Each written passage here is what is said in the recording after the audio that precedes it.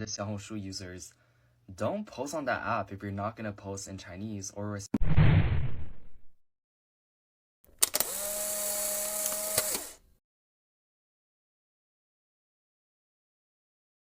Hello everyone, welcome back to the channel. Today we are diving into a heated discussion that is taking all over social media about Xiaohongshu, the popular Chinese lifestyle and social media app.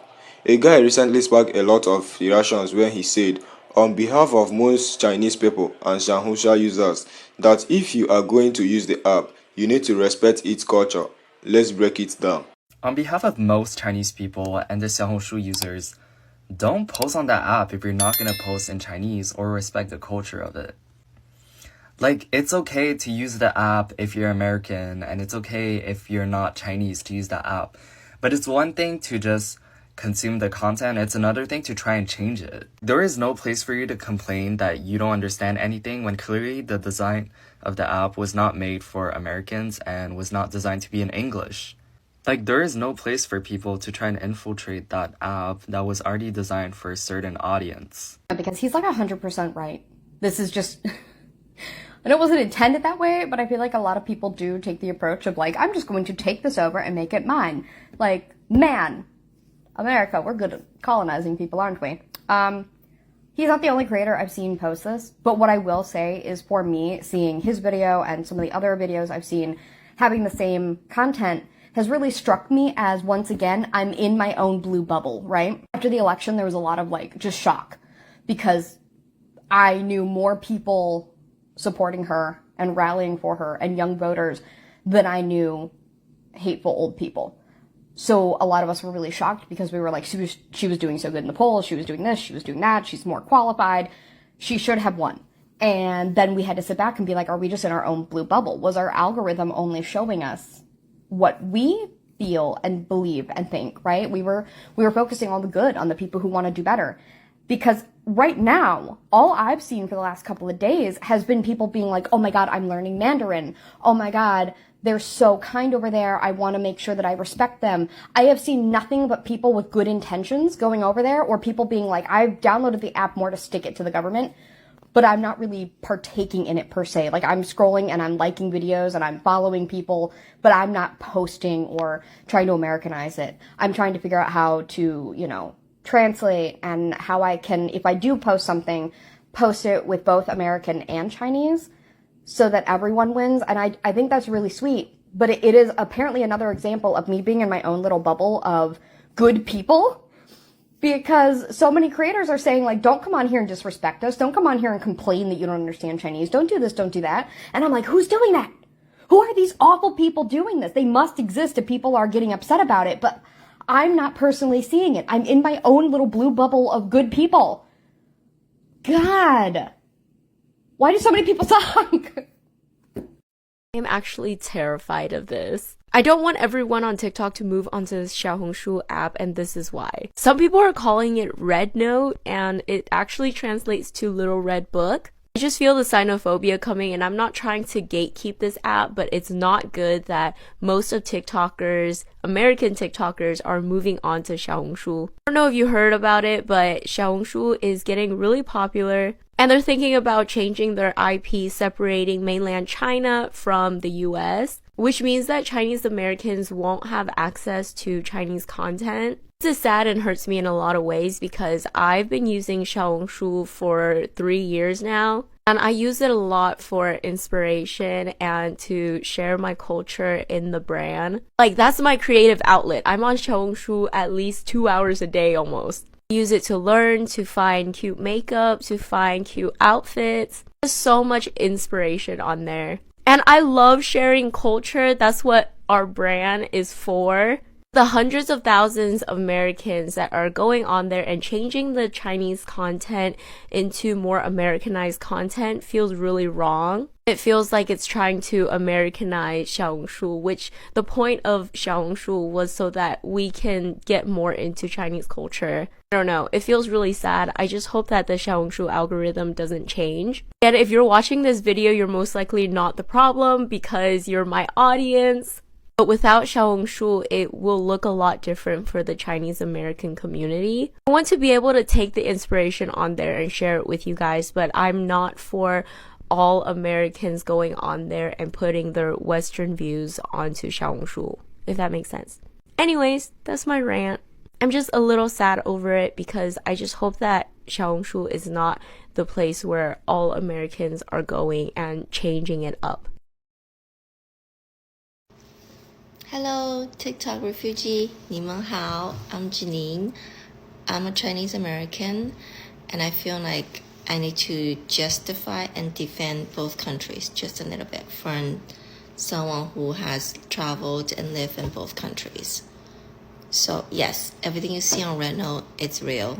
The food, the culture, the city, the people, there's so much culture there. China has 5,000 years of history. There's just, you have to go there. It's so underrated and so affordable. Everybody's talking about Korea and Japan, but did you know now the Koreans are traveling to China because they're finally seeing the value, the beauty, the culture, the food, the cost of living. It is the only country I want to travel to right now because hello. But I do have to defend US a little bit. Yes, things are much cheaper there if you're making US salary. For average Chinese citizen with an average salary, yes, they're gonna have the same struggles just like us. But they have so much more to do. They have so much options. They can walk at night. They can go home at 2 a.m. I've taken my kids out. We've been till midnight. I walked home at 11:30 p.m. by myself. No problem. It's so safe. That's what I miss the most about China. I'll be crazy to walk out here, and I live in a nice neighborhood. I'd be crazy to go out on the street. Just you don't see people walking. It's not the way of life. And the infrastructure, oh my God. People always talk about German, Japanese high-speed train, but did you know China have the newest, fastest, most extensive railroad system in the entire world? The airports, the high-speed train stations, the bus, the subways. I don't even take the New York subway anymore because it's crap. And I mean, I don't have to worry about getting robbed like I do in London, Paris, Milan, Barcelona. No, in China, I can wear whatever I want. I don't have to worry about it. It's the basic necessity as a citizen. Am I asking a lot? Okay, I need to know if any other Chinese people feel the same way as I do about how I'm finding it a bit weird with all the Americans flooding Xiaohongshu recently. Anyway, like up until recently, our language was mocked and our accents were mocked and our music was turned into a meme, and now a Chinese app is being flooded by American TikTok users who are now acting buddy-buddy with everyone on there. I think it just weirds me out because if it wasn't for the potential TikTok ban, so many people would not discover that China is just a normal country. I don't know why it's taken so long for people to realize that China is like every other country out there. Like, do you think we're swinging from trees? Wow, I didn't know China had such big cities. I didn't know China was so diverse. Have you seen how big China is? Do you know how many dialects we have? China is a massive country and incredibly diverse. It is beautiful. So the fact that it took something being taken away from you to educate yourself on that, like, that rubs me the wrong way. If TikTok wasn't going to be possibly banned, so many people wouldn't figure that out. Wow, Chinese people are actually nice. Wow, they're actually so sweet on this app. Because we have manners, unlike so many Americans. I think it just really rubs me the wrong way that after being mocked for so long on this app, now, because it benefits you, you're coming to the realization that Chinese people are humans. Xenophobia is extremely ingrained in American culture. I can't tell you the amount of times I was out with a person or went on a date with a person and they were like, okay, so what's your ethnicity? Are you Korean? Are you Japanese? And I say, no, I'm Chinese. And the reaction is almost always, oh. And one guy told me I'm pretty for a Chinese girl. You're kind of attractive for a Chinese person. Like, what? Like, my jaw dropped. And people love to see certain things like certain nail styles and certain makeup styles and call it Korean when it's Chinese, to see our culture displayed and to call it Japanese. No, it's safe to say that America hates China. Oh yeah, China's terrible, so be scared of China, not your own country. Oh yeah, in China they could kill you. Well, at least in China, children don't have to wear bulletproof backpacks. Listen, I'm American too, but China is still my country as well. And those are my people, and I would hate for them to be taken advantage of.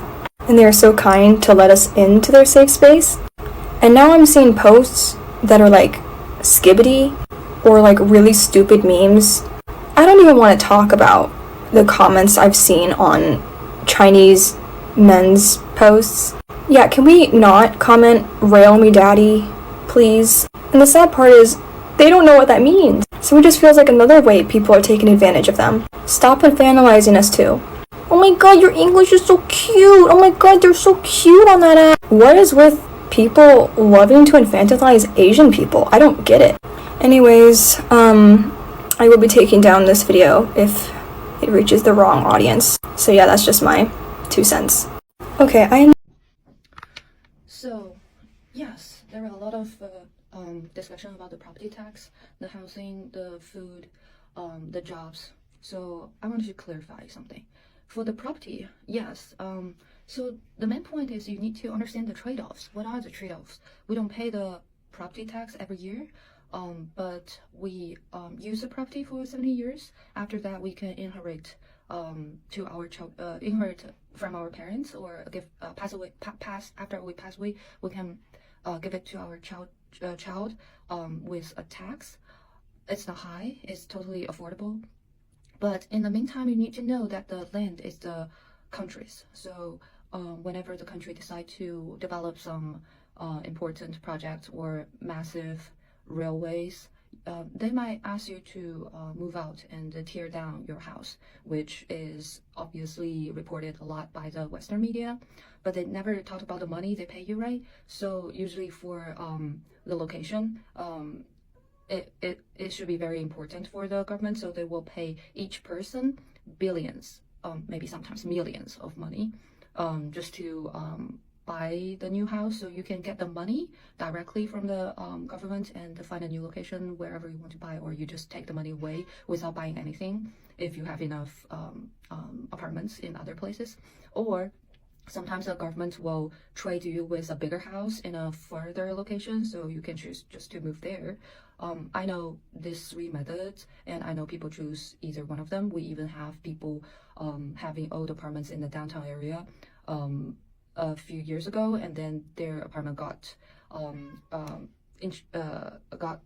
teared down, and they become, we called Chai Er Dai or Chai San Dai. That means the second generation or the third generation of the tear downs. So here the trade-offs is clear, right? You don't have the freedom and the ownership at the same time. No, it's so you don't have the freedom, ownership, and the low price at the same time. So for the low price of the tax or the rent, you need to trade off your freedom, right? There is no fairy tale there. So The other thing about job, a lot of people talking about in America, people work for 2 jobs just to make an affordable living. But the truth is, in China, a lot of people work 1 job just because they are 996, we call it. So it's from 9 a.m. to 9 p.m. and 6 days. That's very common in a lot of not government jobs, just normal jobs, company jobs. So within that schedule, you barely have no time to do a second job. How can you do a second job in the 996 schedule? I'm not saying that it's endurable. It's just people are working hard in both countries. So don't make up a dream. Seems like people are working less than 40 hours in China.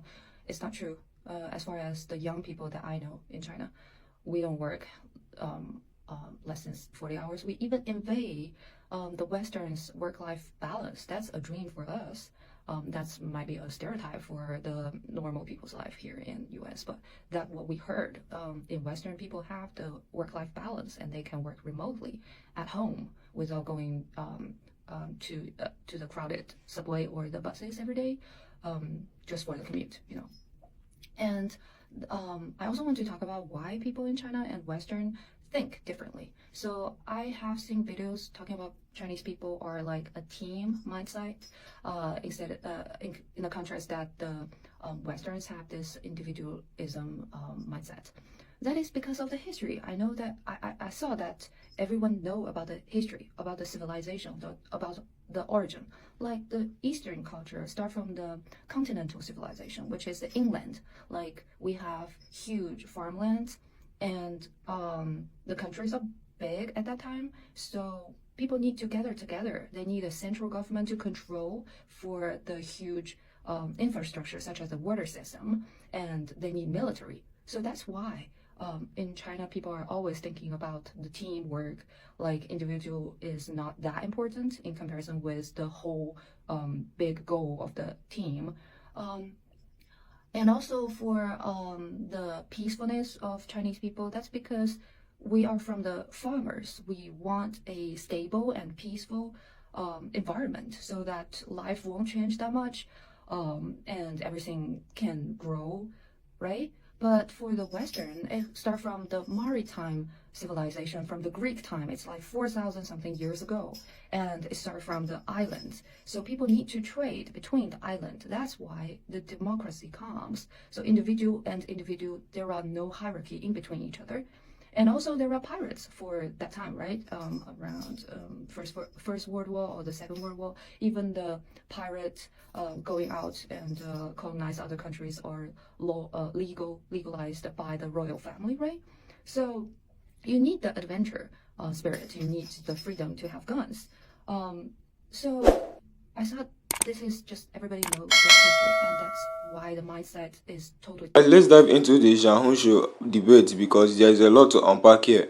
First off, the comment that sparked this conversation is bold and it brings up some real issues about cultural spaces, digital colonialism, and what it means to engage with apps that are rooted in specific cultural contexts. The person who made the comment is basically saying, look, if you are not Chinese or don't understand Chinese, you are welcome to use Xiaohongshu, but don't come in trying to change the app or complaining that it wasn't designed with you in mind. And honestly, that is a pretty fair point, but it's also layered. Let's start with what Xiaohongshu actually is. For those who aren't familiar, Xiaohongshu or Little Red Book is a Chinese app that is kind of like a mix between Instagram and Pinterest, but with a strong emphasis on community and authenticity. It's widely used in the China for lifestyle tips, fashion, beauty, and product reviews. The content is very much driven by Chinese culture and language, which is part of what makes the app so unique. It's not just another social media app, it's a digital cultural space where Chinese users share and celebrate their lifestyles. Now, the argument here is that if you are a non-Chinese user, you have to respect that cultural space. The app wasn't created for global audiences, it was created for Chinese users, by Chinese developers with Chinese language and traditions at its core. And if you are using it, that is great, but don't expect it to change it just because you don't understand the language or the cultural nuisance. That is the crux of what this guy is saying, and honestly, I see where he's coming from. But let's take a step back and think about why this is even a debate. In today's world, apps and platforms often go global by default. The internet has made it so that if an app is available for download, people from all over the world are going to use it. And with that comes a certain expectation, especially from Western users, that the app should cater to them in some way. For example, if you are an English speaker and you download an app, you might assume there will be an English version or some form of localization. And when that doesn't happen, people start complaining. But here's the thing, not every app has to cater to a global audience, and Xiaohongshu is a perfect example of that. This is where the idea of digital colonialism comes in. Digital colonialism is basically when users often from Western countries enter a digital space that wasn't created for them and start imposing their expectations or values on it. It's like going to someone else's house and complaining that the furniture isn't arranged the way you like it. The Xiaohongshu wasn't designed to be Instagram or TikTok. It wasn't created with English-speaking audience in mind, and that is okay. It's a Chinese app for Chinese users, and that is what makes it so special. So when someone says, don't post on Xiaohongshu if you are not going to respect the culture, what they are really saying is, don't try to turn this into something it's not. Now, I'm not saying non-Chinese users shouldn't use Xiaohongshu. In fact, I think it's a great that people from all over the world are interested in exploring Chinese culture through this app, but there is the difference between consuming content respectfully and trying to change the platform to suit your needs. For example, if you are an English speaker and you are scrolling through Xiaohongshu, you might not understand everything, and that is okay. The app wasn't designed for you to understand everything. It was designed for its primary audience, which is Chinese users. If you want to engage with the content, maybe it take as an opportunity to learn something new. Use translation tools, try to pick up some basic Chinese phrases, or just appreciate the visuals.